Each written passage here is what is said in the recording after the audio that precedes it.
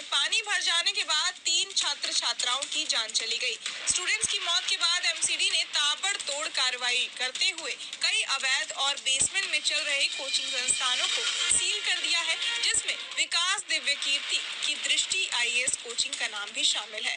वहीं इसे लेकर दृष्टि आईएएस की तरफ से विकास दिव्य कीर्ति का बयान सामने आया है। दृष्टि आईएएस की तरफ से कहा गया है कि शनिवार 27 जुलाई को राजेंद्र नगर स्थित एक कोचिंग संस्थान के बेसमेंट में हुई घटना और उसके बाद बनी परिस्थितियों पर टीम दृष्टि का पक्ष निम्नलिखित है। पहला, हमें खेद है कि हमने अपना पक्ष रखने में देरी की। हम नहीं चाहते थे कि अधूरी जानकारी के आधार पर कुछ कहें।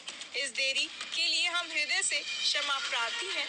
दूसरा, शनिवार की दुर्भाग्यपूर्ण घटना जिसमें 3 विद्यार्थियों श्रेया यादव, तान्या सोनी और नवीन डाल्विन की असमय व दर्दनाक मृत्यु हुई पर हम गहरी संवेदना व्यक्त करते हैं। हम तीनों बच्चों के प्रति विनम्र श्रद्धांजलि अर्पित करते हैं और ईश्वर से प्रार्थना करते हैं कि उनके परिजनों को ये अपूरणीय क्षति झेलने का हौसला प्रदान करें। तीसरा, इन बच्चों के परिवारों से हमारा प्रत्यक्ष परिचय नहीं है, किंतु दुख की इस घड़ी में हम पूरी तरह उनके साथ हैं। यदि हम किसी भी तरह उनके लिए कुछ कर सकेंगे तो कृतज्ञता महसूस करेंगे।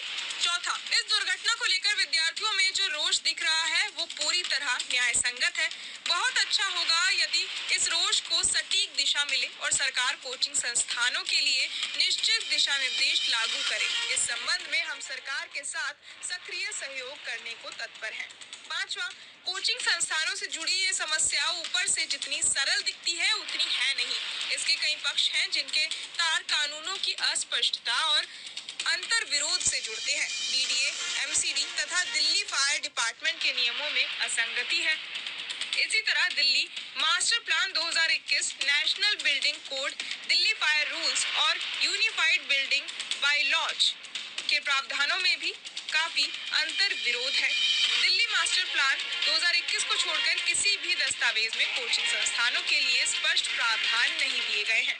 आशा है कि केंद्रीय गृह मंत्रालय द्वारा नियुक्त समिति जब 1 माह में अपनी रिपोर्ट प्रस्तुत करेगी तो उसमें ऊपर लिखे अधिकांश बिंदुओं का समाधान मिल सकेगा। छठा, हम पूरे विश्वास से कह सकते हैं कि टीम दृष्टि विद्यार्थियों की सुरक्षा को लेकर अत्यधिक सतर्क रहती है। वर्तमान में हमारी मैनेजमेंट में फायर एंड सेफ्टी ऑफिसर का विशेष पद है, जिस पर कार्यरत अधिकारी national fire service college Nagpur से पढ़े हुए हैं और बड़े अस्पतालों और मॉल्स में 14 वर्षों तक यही कार्य कर चुके हैं। वे प्रत्येक भवन का नियमित रूप से सेफ्टी ऑडिट करते हैं। इसके अतिरिक्त प्रत्येक भवन के लिए एक अधिकारी की जिम्मेदारी होती है कि वो रोज सुरक्षा के 16 बिंदुओं को चेक करे और इसकी सूचना बिल्डिंग मेंटेनेंस ग्रुप पर अपडेट करे। हमारे क्लासरूम जिन भी भवनों में है उनमें आने जाने के लिए कम से कम 2 रास्ते हैं ताकि किसी भी आपात स्थिति में बच्चे सुरक्षित निकल सकें। सातवां, दिल्ली नगर निगम द्वारा पिछले कुछ दिनों में की गई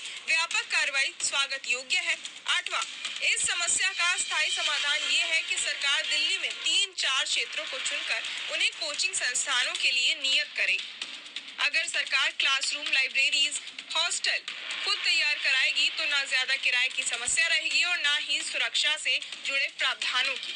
9वां, इस विषय की जटिलताओं को स्पष्ट करने के लिए हम जल्दी ही एक विस्तृत विश्लेषण लेख या वीडियो जारी करेंगे ताकि सभी विद्यार्थियों व अन्य हितधारकों को भी सभी पक्षों का अनुमान हो सके। हमें विश्वास है कि जब सारे पक्ष सामने होंगे तब समाधान की सही राह निकलेगी।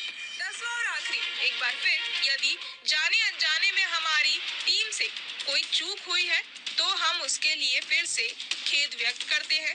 अब हम विद्यार्थियों की सुरक्षा को लेकर और ज्यादा सतर्क रहने का भरोसा दिलाते हैं। बहरहाल इस पूरी खबर को सुनकर आप क्या कुछ सोचते हैं हमें कमेंट